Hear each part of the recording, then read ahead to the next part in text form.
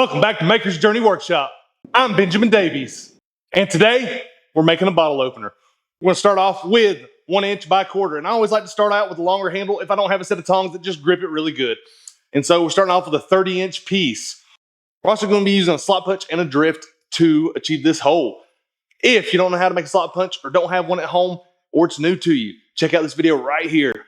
Yep, we made a video on how to make the slot punch and some of the little nuances that go into it. That might help you. I know this was something I struggled with for years, trying to figure out how to do by myself. And then once I had a little bit of instruction, it just came really easy. And it's such a fun thing to do. All right, let's get into our video. One of the things that's going to help you the most as a smith is before you come out of the fire and to the anvil or whatever that step is, making sure you have all your tools not only set up, but accessible in a way that is natural and comfortable to grab them. What I like to do is this right here.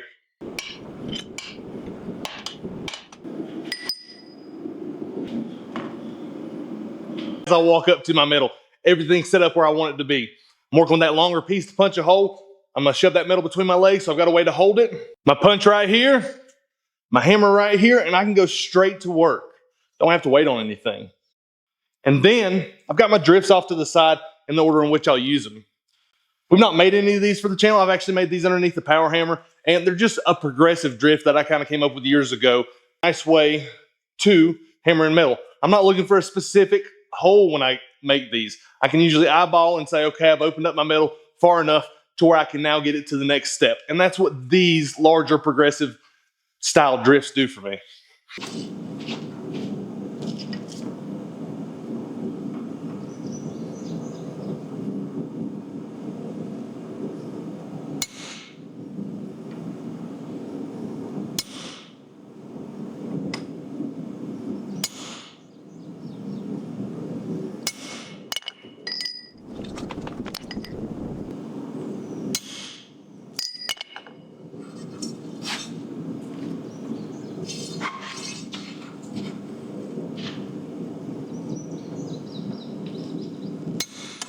If you're new to Maker's Journey Workshop, hey, I'm Benjamin Davies. Nice to meet you, and thank you so much for being here. My wife and I run a little mom and pop blacksmith business out of Shelby, North Carolina, called BD Iron. It was years of a lot of hard work to figure out how to do the things we needed to do to grow and get to this point to where we have the shop filled with more tools than what we imagined we'd have starting out. Extremely grateful for the shop that you see in the background. But what I didn't have were those tools, and I had to figure out the creative workarounds. And that's what our channel is all about, showing you those creative workarounds. Right now, we're in the middle of our 30 for 30. If you want to learn more about that, check it out right here. But the meat and potatoes of it boils down to this. We're doing 30 videos in 30 days. Our goal, provide you as much value as possible. We're showing you how to make things that you can take and sell at craft shows, online, at farmers markets. And we're showing you how to make the tooling to make those things. You're welcome to make each and every one of these things that we're showing you in our videos. Take them. They're yours. Enjoy. I hope you are successful. Can you help us out? We'd love it if you'd smash that subscribe button, and even more if you'd share it with some people you think would enjoy it. All right. Thank y'all so much for being here. Let's get back to our show.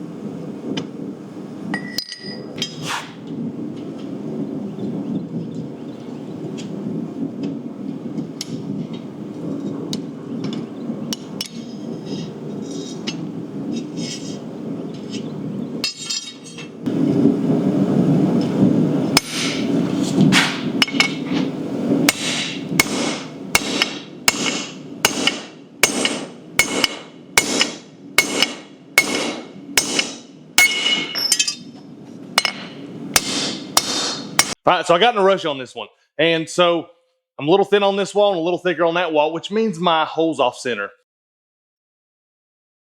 That wasn't intentional, but I'm gonna show you the workarounds for it. Just kind of got in a rush. Also, my punch is a little undersized for this. So you could graduate to a larger punch. You're still gonna wanna stick with a slot punch, and that way it gives you as much on the walls as possible, the outside of your hole, and more material to forge down.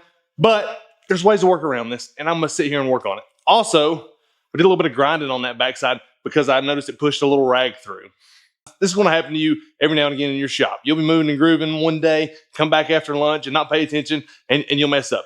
You got two options right now. You can cut it off, start again. That's not a bad one if you think it's not going to be worth the trouble. Or you can work around this. And I'm going to show you how to work around it right here, right now.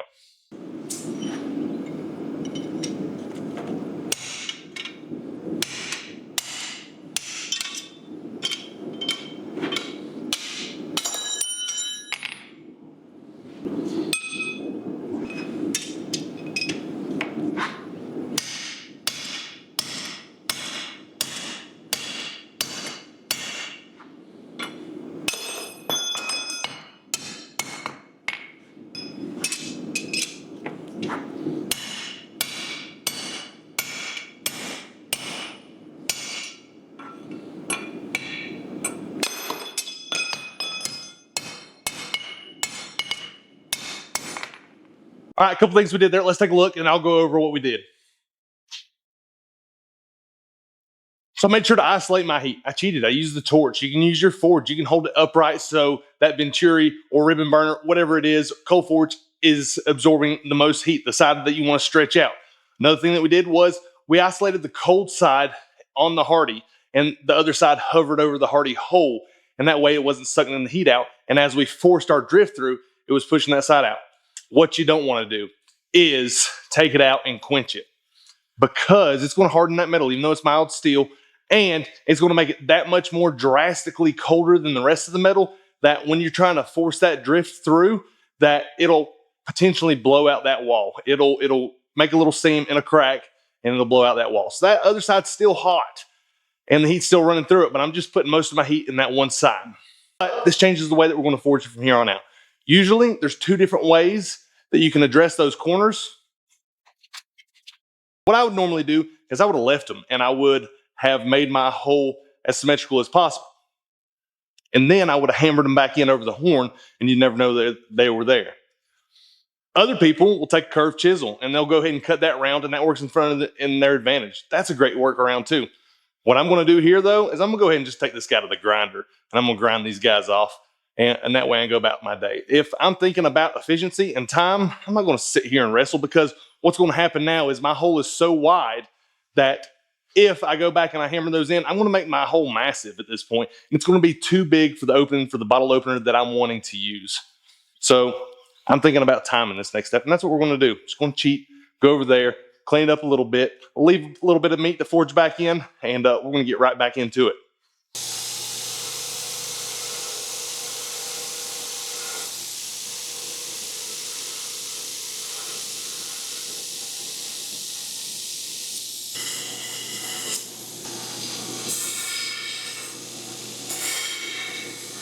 All right, we got it all ground up, and we did leave a little bit of meat on top because we are going to forge this around the bick, around the horn.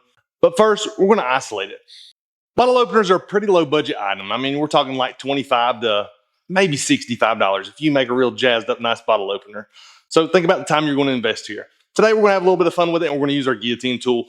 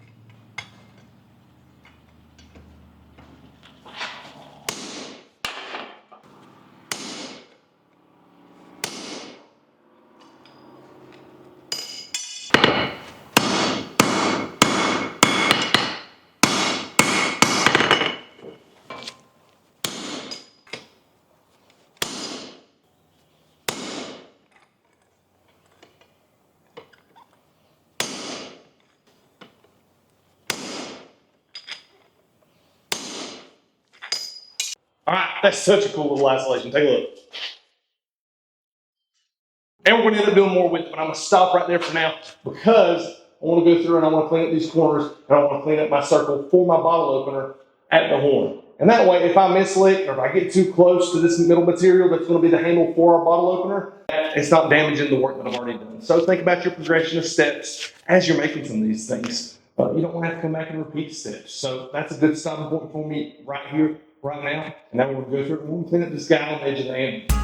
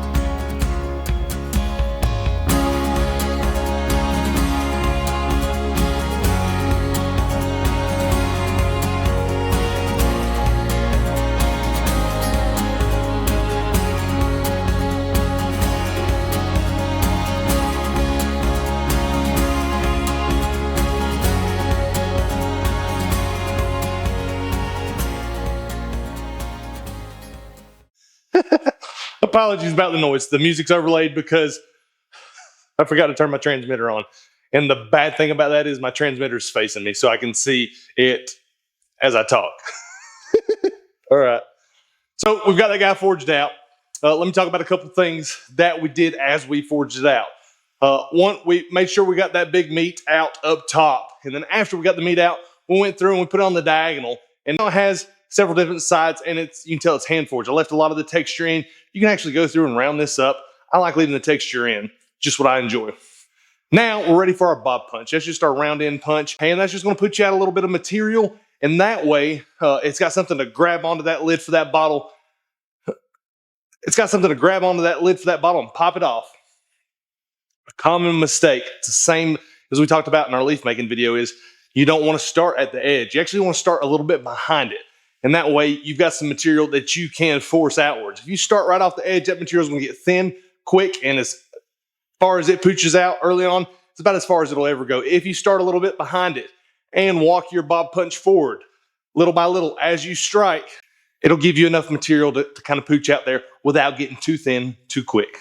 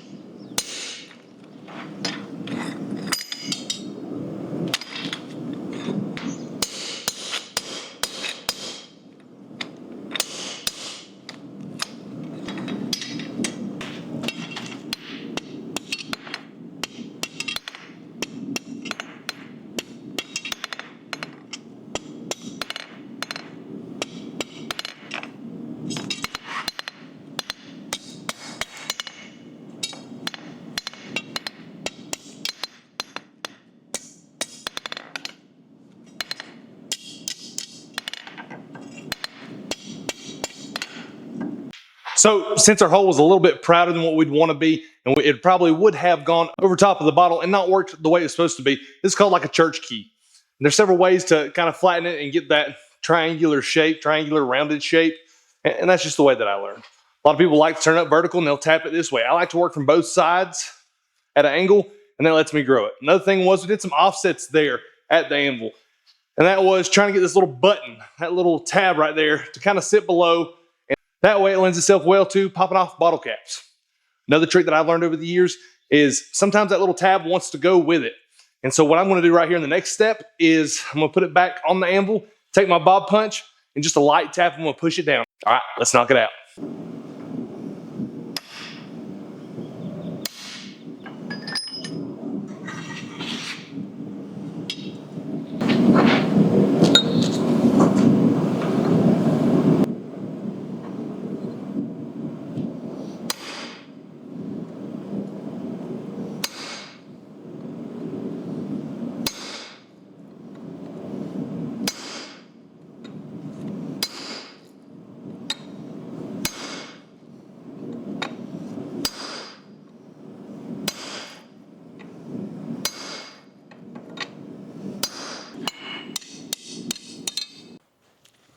Stop right there, Skippy. Hold on. I saw you. I caught you. You're not slick. I saw you racing off to the comments to complain about our rebar chisel. This is from the first video we made. If you've not seen it, before you judge, before you download your expertise in our comment section, go check out this video. The way that we started was unconventional, so the way that we teach is unconventional. And so on our first video, we make a chisel out of rebar. The thing, and I'm a lot different about the steels that I'm recommended to use for you starting out. A lot of people say, go use this tool steel, go use that tool steel.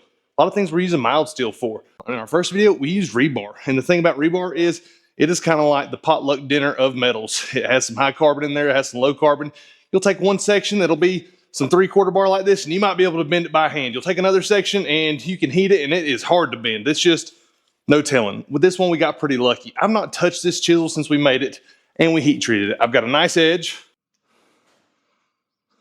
and a soft top, which means our heat treat's great on this. Pretty pleased with this chisel. I've even chucked it up in our vise and used it like a hardy tool. It's a pretty cool little chisel, and I leave it out. That way I can find it for these videos, and I find it myself using it for work sometimes, maybe just to knock some weld snot off or whatever it is, but I'm really impressed with how well it's done. We made it a lot more robust than a hot cut chisel, and that way in case the steel was weaker, it would compensate for it. It's done great. All right, let's talk about a bottle opener, because if you know any of our other videos, back to hot cutting chisels, I don't like cutting hot. So about all the way through there, and I've quenched it. It should just snap off. Here we go. I can feel it going. There we go. Yeah, and so now we got an itty bitty baby piece to work with. I'm gonna clean that little bit of rag up at the grinder. And what I think is really cool and most cool out of this so far is by the time we get done with it, you won't be able to tell what it started from. I love how transformative that metal can be if you take your time and use a little bit of tooling. So let's finish this guy up strong, and we'll have this little bottle opener towed around the shop.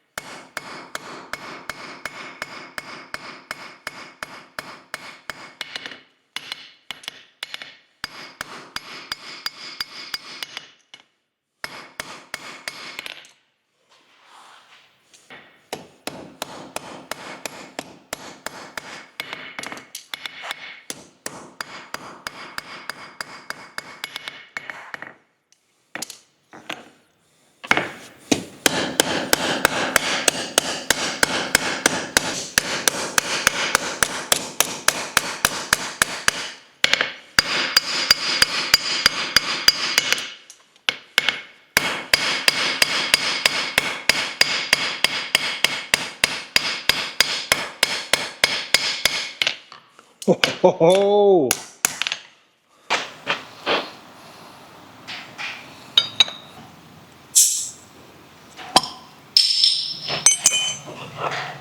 Dude! Oh. Look at that little guy. What a cool little bottle opener. It's just so cool to think this started out as a 1-inch bar. I love just transforming metal to where it looks nothing like the parent stock it started from.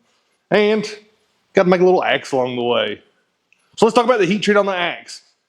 There is no heat treat on the axe. It's just a bottle opener. The thing that's really cool about some of these smaller projects is if you've got some funky ideas that you want to play with, you can implement them in some of these little smaller projects and see if they're really something that you want to explore on a larger scale. And it's just a really fun way to work things out. I did a little bit of exploring today and had, Bob Ross, a little happy accident. I thought we'd make like a little Thor hammer. A little Thor, a little Thor hammer. And I was like, maybe we'll make a cross beam. It just kind of evolved. I wanted to make an octagon and maybe forge it round, but I didn't have enough material. I didn't leave myself enough material right here at the pinch point to work around the edge of the anvil. So we'll have to just show you how to do that in another video. But for today, I'm really happy with how this turned out. Y'all get out there, try some of these. They're super fun. And we'll show you the workaround too if you don't start out center like we did on purpose there. On purpose? Sure, we'll go with that. Yeah, on purpose there. And just a lot of fun. All right, y'all. Hope you enjoyed this one today, and we'll see y'all tomorrow. Thank y'all for being here.